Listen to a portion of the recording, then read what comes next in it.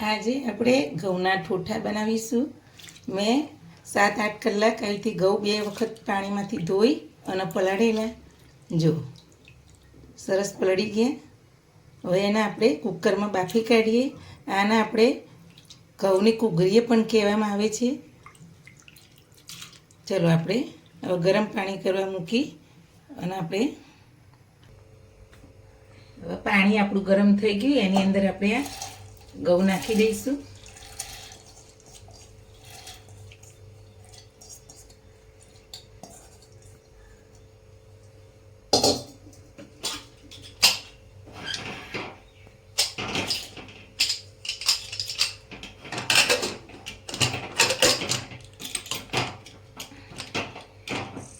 આપણે કુકરમાં 5 સીટી મારીશું, પછી જોઈ લેવાનું।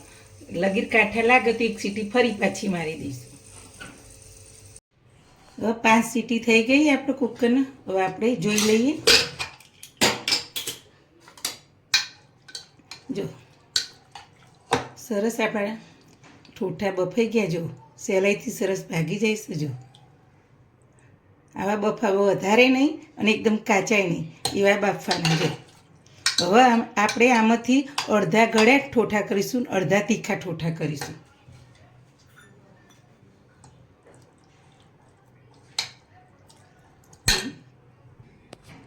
હવે આપણે ઠોઠામાંથી પાણી નેતારી લીધું।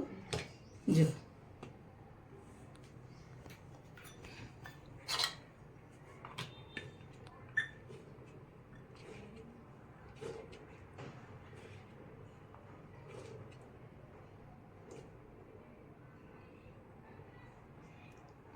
એક વાટકી ઠોઠા આપણે લઈશું।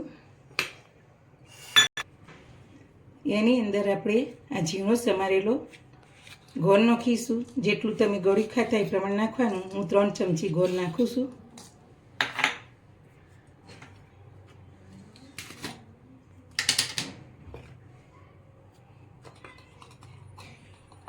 અડધી ચમચી ઇલાયચી પાવડર નાખીશું।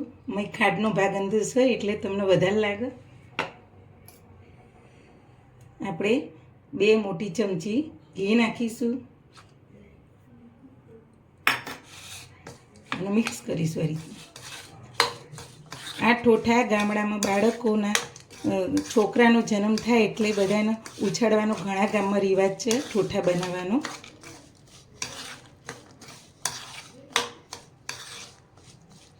શરીર માટે ખૂબ હેલ્ધી હોય છે આ ઠોઠા।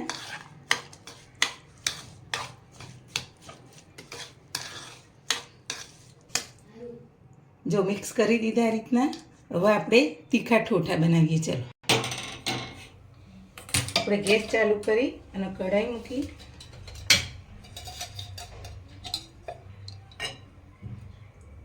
એમાં 1 મોટી ચમચી આપણે તેલ લઈશું। અડધી ચમચી આપણે નાની જીરું નાખીશું।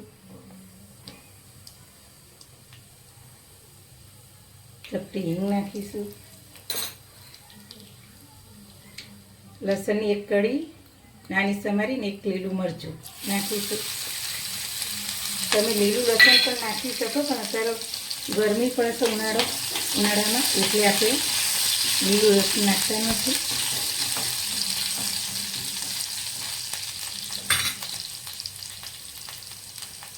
ચપટી હળદર નાખીશું। મીઠા લીમડાના પાન નાખીશું।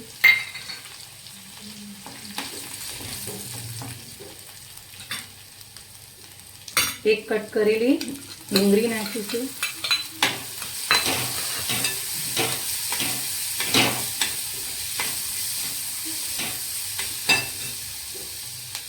એક કટ કરેલું ટામેટું નાખીશું। આપણે આને બહુ નહીં સાતળવાનું, થોડું કચરું સંતરાઈ જાય એટલે ગેસને બંધ કરી દઈશું।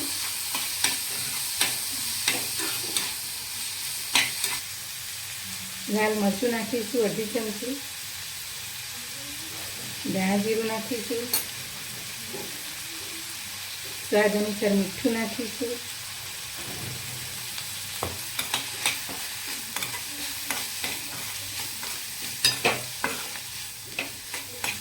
હવે ઠોઠા નાખી દઈશું।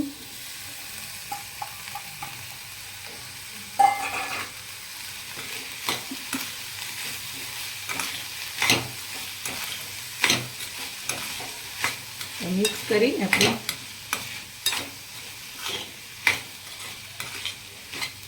ગેસ બંધ કરી દઈશું.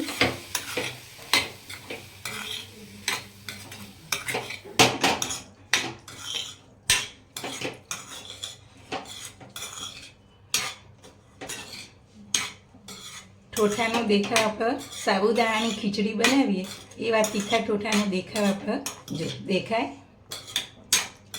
પણ સ્વાદમાં બહુ સરસ લાગે.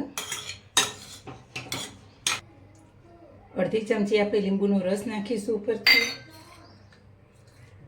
કોથમીર નાખીશું થોડી,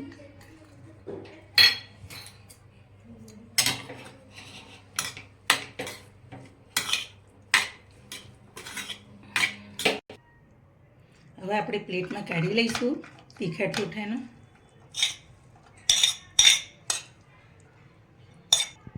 હવે આપણે પ્લેટમાં ગળે ઠોઠા પણ કાઢી લઈશું. જો